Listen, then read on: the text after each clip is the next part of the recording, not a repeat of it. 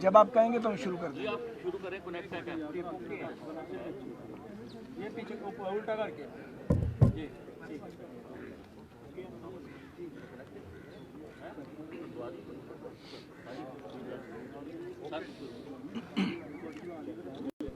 ذرا خاموشی چاہیے ہوگی پیچھے سے، خاص طور پہ جو ہمارے پریس کے دوست ہیں. اگر تھوڑا سا آگے کر دو تھوڑی سی.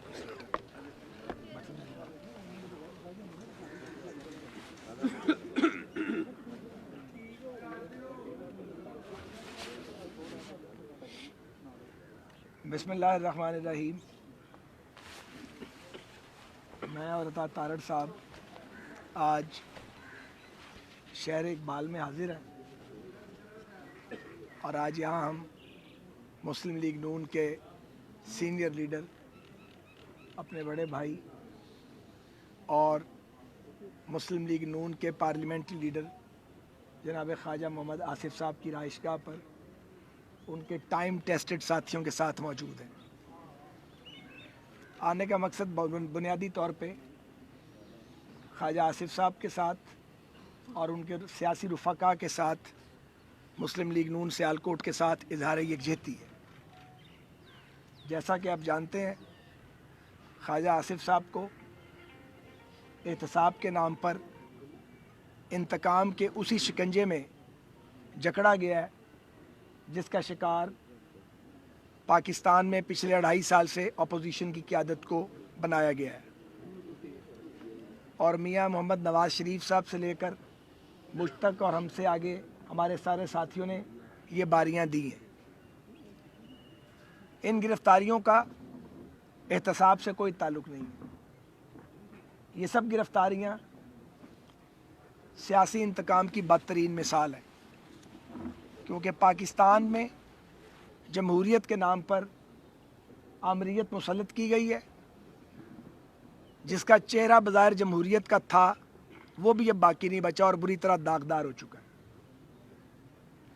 خواجہ آصف صاحب کے پیچھے یہ پچھلے 2.5 سال سے پڑے ہوئے تھے، اور ان سے کوئی کیس نہیں بن رہا تھا، جو آج بھی نہیں بن سکا. لیکن چونکہ فرمائش تھی اور فرمائش لاڈلے کی تھی، اور وہ لاڈلے کی فرمائش رد نہیں کی جا سکتی، اس لیے خواجہ صاحب کو گرفتار کیا گیا. خواجہ محمد آصف صاحب کو جس مقدمے میں گرفتار کیا گیا ہے اس پر ملک کی اعلیٰ ترین عدالت کے فیصلے آ چکے ہیں، اور یہ ایک شرمناک اور حیرت ناک بات ہے کہ سپریم کورٹ کے فیصلوں کے باوجود خواجہ صاحب کو پابند سلاسل کیا گیا ہے ایک فیک کیس میں. بہرحال خواجہ صاحب کے لیے قید و بند کی صعوبت نئی نہیں ہے، نہ ان کے بزرگوں کے لیے نئی ہے. ان کے عظیم والد خواجہ صفدر صاحب اور میرے والد خواجہ محمد رفیق صاحب ایوبی آمریت کا مل کر مقابلہ کرتے رہے ہیں اور مادر ملت کے ساتھی رہے ہیں. اسی طرح مجھ سے اور عطا تارڑ صاحب سے خواجہ صاحب کا تعلق دوسری جنریشن کا تعلق ہے. ہمارے بزرگوں سے ان کا، خواجہ صفدر صاحب کا بہت گہرا تعلق رہا ہے. خواجہ صاحب انشاءاللہ تعالیٰ جلد واپس لوٹیں گے سرخ رو ہو کر، اور جیل کا پھاٹک پھر ٹوٹے گا. کسی کو تا حیات آپ پابند سلاسل نہیں رکھ سکتے. مجھے حیرت اس بات کی ہے کہ ہمیں گرفتار کروانے والے یہ کیوں بھول جاتے ہیں کہ یہ قید و بند، یہ توق و سلاسل ہمارے نظریے کو مضبوط کرتے ہیں، ہمیں متزلزل نہیں کرتے. کوئی ایک آدمی بھی آپ توڑ نہیں سکے، کسی ایک آواز کو بھی آپ بند نہیں کر سکے.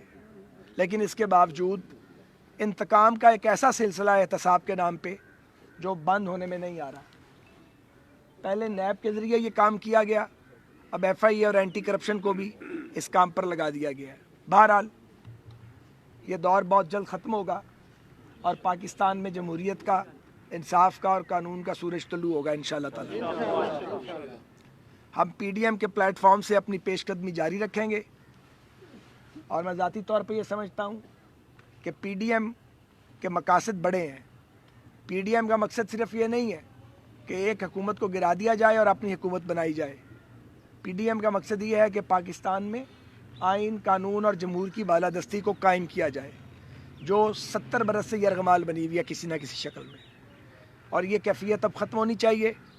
और पाकिस्तान को अगर आके लेके बढ़ना है तो इसके सिवा कोई दूसरा रास्ता नहीं है कि मुल्क को 73 के मुतफ़िका आइन की रोशनी में आगे बढ़ाया जाए और कौमी इत्तेफ़ाक़ राय पैदा किया जाए। ये पाकिस्तान की पहली हुकूमत है जो मुल्क में फ़साद और फितना पैदा करती है। हुकूमतें लाइक भी आती हैं, नालाइक भी आती हैं, लेकिन अज़ खुद फ़साद पैदा नहीं करती। हुकूमतों को तो मुल्क में अमन कायम रखना होता है। ये पहला हुक्मरान और ये पहले उस हुक्मरान के टोडी हैं जो सारा दिन टीवी पर सिर्फ गालियाँ निकालते हैं, मुग़ल्लज़ात बोलते हैं, बहतान तराशी करते हैं, झूठे मुकदमे तराशते हैं, और बजाय इसके कि मुल्क चलाने की फ़िक्र करें, अपने सियासी मुखालफिन को इन्हें फिक्स अप करने की हर वक्त फ़िक्र होती है। और मुल्क के सरबराह इतने फारग हैं, बल्कि इतने वेले हैं कि वो छोटे छोटे मान्यूट्स की भी फ़िक्र करते हैं। कौन पकड़ा गया है, जेल के किस कोठरी में है, उसके पास बेड तो नहीं चला गया, उसके प्रोडक्शन ऑर्डर तो नहीं हो गए।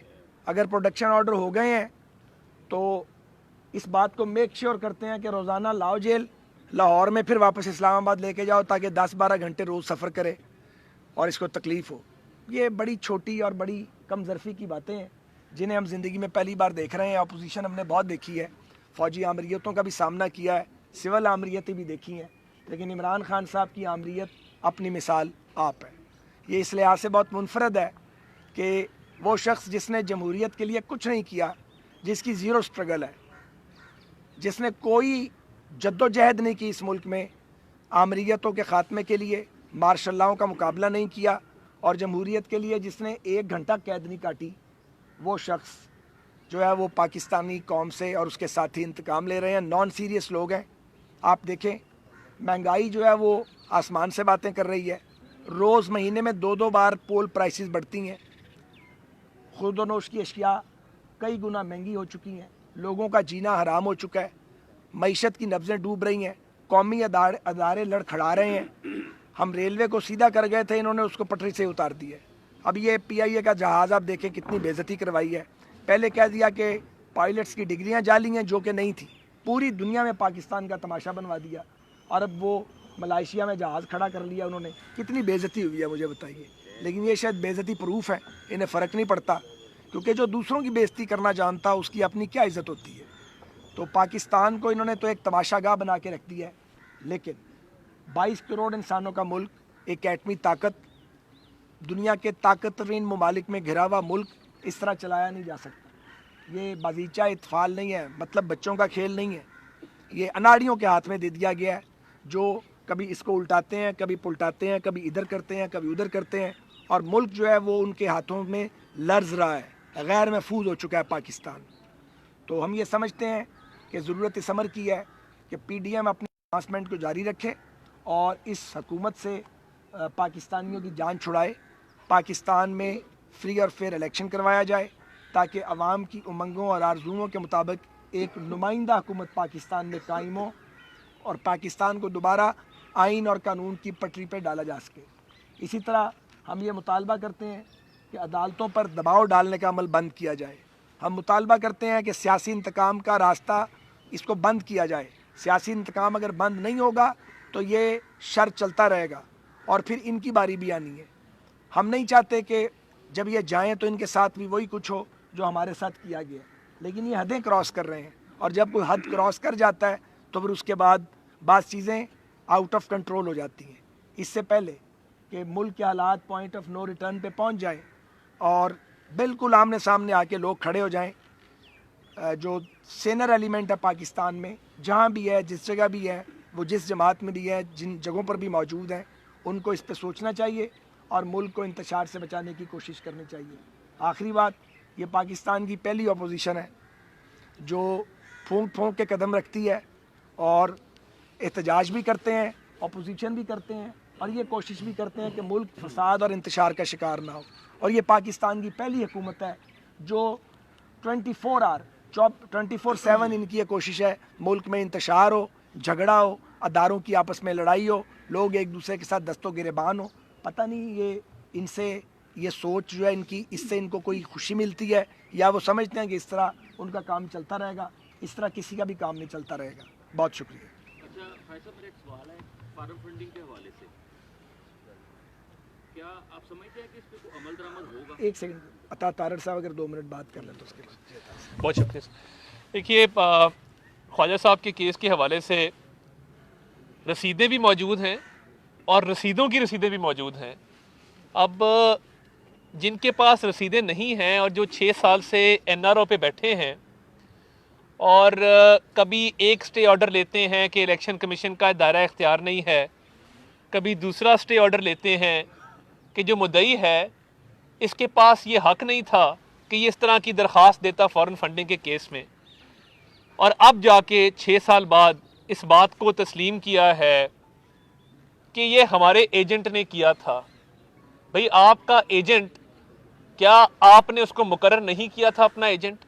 اور جن جن ممالک سے فنڈنگ آتی رہی ہے وہ کس مد میں آتی رہی ہے؟ کیا وہ اس لیے آتی رہی ہے کہ PIA کو بند کرایا جائے؟ کیا وہ اس لیے آتی رہی ہے کہ CPEC کو بند کرایا جائے؟ یہ اب قوم کو بتانا ہوگا. بہت چھپ لیا آپ نے سٹے آرڈرز کے پیچھے. فیصل واڈا کا کیس ہو، 6 ماہ ہو گئے اس کا کوئی فیصلہ نہ آئے. اس کی دوہری شہریت کا معاملہ ہو، کوئی نوٹس لینے والا نہیں ہے. آپ عدالتوں میں جا کے تاریخوں پہ تاریخیں لیں اور ہمارے خلاف درخواستیں دیں کہ ڈے ٹو ڈے معاملات کو چلایا جائے. تو 19 تاریخ کو الیکشن کمیشن کے باہر بھرپور احتجاج ہونے جا رہا ہے، اور الیکشن کمیشن کو اس سے پہلے بھی ملے تھے. تمام اپوزیشن کی سیاسی جماعتیں گئی تھی کہ اس کی ڈے ٹو ڈے ہیئرنگ کی جائے. آپ نے باہر سے پیسے لیے ہیں، جماعت کے نام پہ لیے ہیں، اور اس سے اپنے ذاتی اخراجات جو ہیں وہ آپ نے پورے کیے ہیں. جتنے آپ کے ساتھی ہیں، کوئی آٹا سکینڈل میں ملوث ہے، کوئی چینی سکینڈل میں ملوث ہے، کسی کے انرجی کے کاروبار ہیں، کسی کے ادویات کے کاروبار ہیں. تو یہ جن لوگوں نے آپ کے دھرنے فنڈ کیے تھے یا اپنے جہاز میں آپ کو سیر کرائی تھی، اب جب آپ حکومت میں آئے ہیں تو مافیاز کے ذریعے ان کو پروان چڑھا رہے ہیں اور NRO کے تانے ہمیں دیتے ہیں. آپ ایک بات کان کھول کے سن لیں، آپ کا وقت حساب آنے والا ہے، کیونکہ یہ قوم مزید آپ کو برداشت نہیں کر سکتی اور پاکستان مزید نقصان کا متحمل نہیں ہو سکتا. آپ کو فارن فنڈنگ کا بھی جواب دینا ہوگا، آپ کو BRT کے سورب کا بھی جواب دینا ہوگا، آپ کو LNG کا بھی جواب دینا ہوگا، آپ کو آج بھی چینی 100 روپے مل رہی ہے اس کا بھی جواب دینا ہوگا، آپ کو ادویات کی قیمتوں میں 500 گنا اضافہ ہوا ہے اس کا بھی جواب دینا ہوگا. اور خواجہ محمد آصف صاحب کی سٹرگل، ان کے تمام معاملات کھلی کتاب کی طرح ہیں. ملک کی اعلیٰ ترین عدالت نے ان کو کلیئر کیا ہے. اور یہ بات بھی یہاں ہونی چاہیے، کن وجوہات کی بنا پہ خواجہ محمد آصف کا کیس پنڈی سے لاہور ٹرانسفر کیا گیا، وہ کیا وجوہات تھیں؟ اور جس شخص نے ایک ایک چیز اپنی ڈکلیئر کی ہو، ایک ایک معاملہ اس کا قانونی طور پہ جسٹیفائڈ ہو، اس کے خلاف ذاتی اناد اور ذاتی بغض کے علاوہ کچھ نہیں ہے. اور آپ کو آپ کے چہرے کے تاثرات، عمران نیازی صاحب، جب آپ پارلیمان میں یا کسی تقریب میں خطاب کرتے ہیں تو آپ کے اعصاب پہ اپوزیشن کے رہنما سوار رہتے ہیں.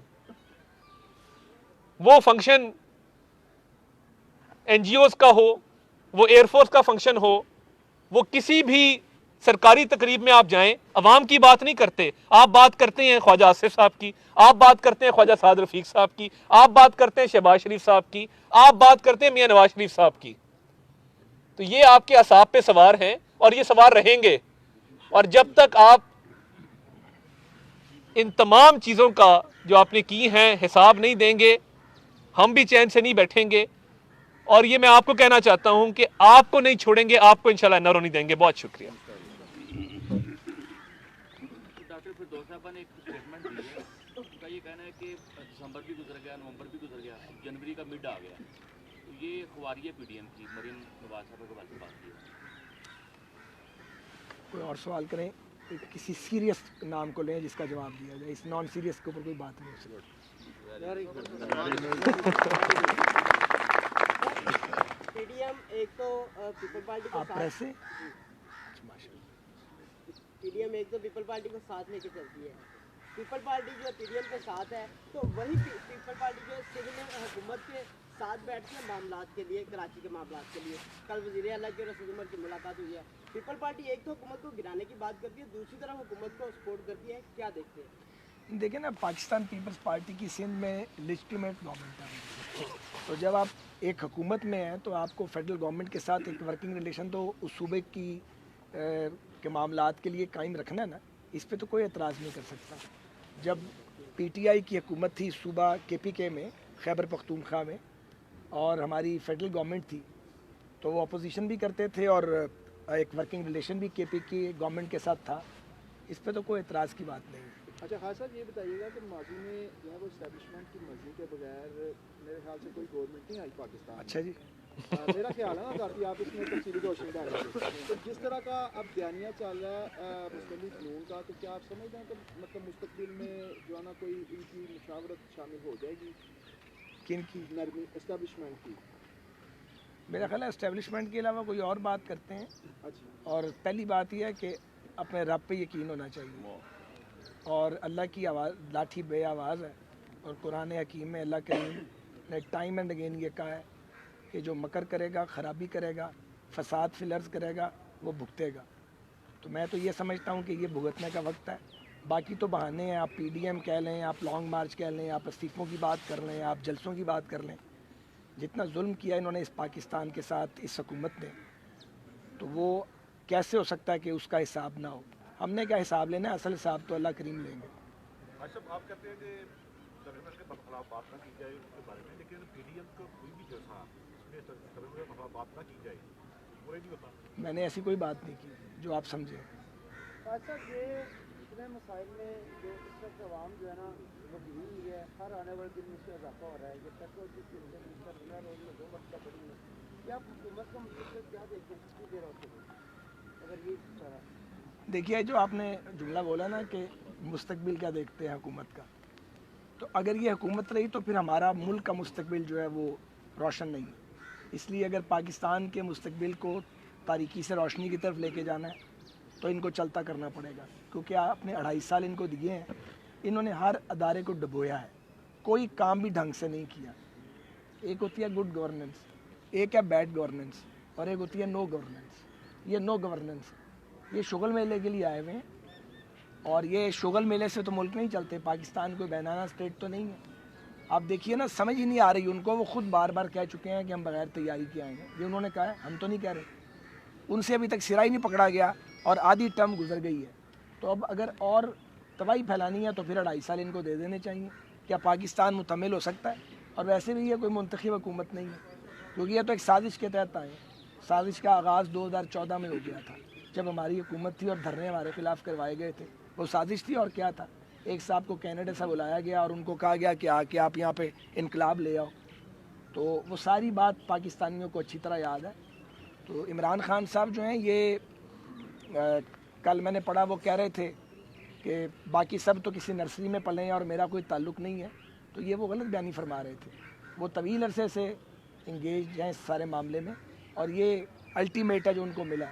اور میں سمجھتا ہوں کہ اس طرح کی حکومت کیا کرنی جس میں حکومت تو مل جائے لیکن ساتھ ذلت ملے اور عزت چلی جائے. اب پاکستانیوں کی زندگی انہوں نے دوبھر کر دی ہے. آپ دیکھیں نا، ابھی یہ پیٹرولیم پرائسز کی قیمتیں بڑھی ہیں، اب بجلی کی قیمت بڑھنے لگی ہے. ہر ہفتے کچھ نہ کچھ بڑھ جاتا ہے، کوئی چیز نیچے کی طرف نہیں جا رہی. اور جو قرضے ہیں وہ انہوں نے پہلے 2 برس میں اتنے لے لیے جتنے 5 سال میں PMLN نے لیے تھے. PMLN اگر قرضے لیتی تھی تو میگا پروجیکٹس بناتی تھی. ابھی میں آیا ہوں لاہور سے، آپ جاتے ہیں یہاں سے لاہور جانا ہو یا موٹر وے پہ آپ نے جانا ہو، پورے ملک سے سیالکوٹ کتنے خوبصورت انداز میں لنک ہوا ہے. تکلیف ختم ہو گئی آنے جانے کی. یہ عوام کے لیے ہے. تو میں پوچھنا چاہتا ہوں کہ 2.5 سال میں عمران صاحب کی حکومت نے کون سا میگا پروجیکٹ پاکستان کو دیا ہے؟ ہاں، جو پروجیکٹ نواز شریف صاحب اور شہباز شریف صاحب بنا گئے تھے وہ جو مکمل ہو گئے سو ہو گئے. جو مکمل ہو گئے ان کی مینٹیننس نہیں ہے، اور جو نامکمل تھے وہ نامکمل پڑے ہیں. اور اگر کسی کو رو پیٹ کے مکمل کیا ہے تو اس کا سوا ستیاناش کر دیا، برباد کر کے رکھ دیا. انہیں کوئی کام ہی نہیں آتا کرنا. ملک چلانا ان کا کام نہیں ہے. یہ کچھ اور چلا سکتے ہیں، ملک نہیں چلا سکتے. اچھا خواجہ صاحب، چند روز پہلے خبر گردش کر رہی تھی خواجہ حافظ صاحب، کیونکہ ان کی گرفتاری عمل میں آئی ہے، تو اس کے بعد یہ خبر گردش کر رہی تھی کہ 13 کروڑ روپے کشمالہ طارق کے اکاؤنٹ میں جو ہے किए गए हैं ट्रांसफ़र, और वो बजरिया अरशद बड़ाई साहब जो MP हैं नून लीग के, उनके ज़रिए किए गए हैं, इस पर ज़रा रोशनी डालिएगा। मैं यही रोशनी डालूंगा कि जब मुझे पकड़ना था तो कुछ 100-150 टीवी प्रोग्राम कराए गए थे और मुल्क का सबसे बड़ा डाकू मुझे करार दे दिया गया था। निकला बीच में से ये कि सुप्रीम कोर्ट ऑफ पाकिस्तान का एक ऑर्डर आ गया, उस ऑर्डर को पढ़ने के बाद लोग मुंह छुपाते फिरते थे, माजरत किसी ने नहीं की। तो ये एक स्टाइल है कि आदमी को पकड़ने से पहले उसकी किरदार कशी करो, पकड़ने के बाद वो तो बोल नहीं सकता क्योंकि वो बिहाइंड दी बार है, उसके बाद उसके बारे में खबरें छोड़ो। ये सारी ये किरदार कशी की मुहिम है। At the end of the day कुछ भी नहीं निकलेगा, इसलिए कि कुछ किया ही नहीं है तो निकलेगा क्या। आप झूठा मुकदमा तो बना सकते हैं, झूठे मुकदमे में फ़ायदे तो नहीं ला सकते ना। वैसे तो इस मुल्क में फ़ायदे भी लगते रहे हैं लोग झूठे मुकदमे पे।